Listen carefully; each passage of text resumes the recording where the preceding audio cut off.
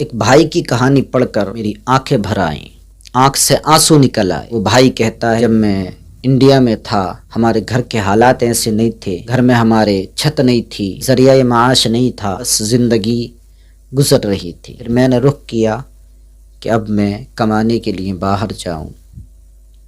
کام کرانے کے بعد میں باہر چلا گیا۔ 2 سال تک میں سعودی میں رہا، سوچا کہ گھر آ جاؤں۔ پھر ذمہ داری بڑھی کہ بہن کی شادی کرنی ہے، 2 سال اور بڑھا دیے۔ پھر سوچا آنے کے لیے، باپ کی طبیعت خراب ہو گئی، پھر 2 سال بڑھ گئے۔ پھر سوچا آنے کے لیے، اور ذمہ داریاں بڑھ گئی۔ بھائی کہتا ہے کہ 10 سال عرب میں رہا، جب گھر واپس لوٹا میرے پاس اتنے پیسے نہیں تھے کہ میں کوئی کاروبار کرتا، کوئی کام کر کے بیٹھ جاتا، تجارت کرتا، اتنے پیسے میرے پاس نہیں تھے۔ گھر آیا، گھر آنے کے بعد بہن کے گھر گیا۔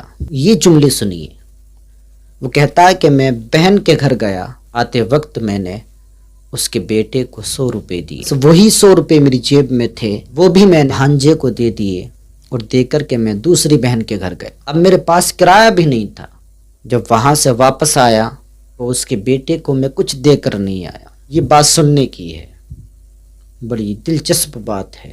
کہتا ہے کہ جب میں گھر پلٹا تو ماں نے مجھ سے کہا، بہن کا فون آیا۔ بہن کہہ رہی تھی 10 سال میں سعودی سے آیا ہے، میرے بیٹے کے ہاتھ پر 100 روپے رکھ کر گیا ہے۔ تو کہتا ہے کہ جب میں نے اتنا سنا دل سا پھٹ گیا، میرا دل رونے لگا۔ جن بہنوں کی خاطر 10 سال باہر گزار دیے، کہتا ہے میں رونے لگا، میری ہچکیاں بن گئی۔ آج میری بہنیں یہ تانے دیتی ہیں جن کی خاطر میں نے اپنے لیے کچھ نہیں کیا۔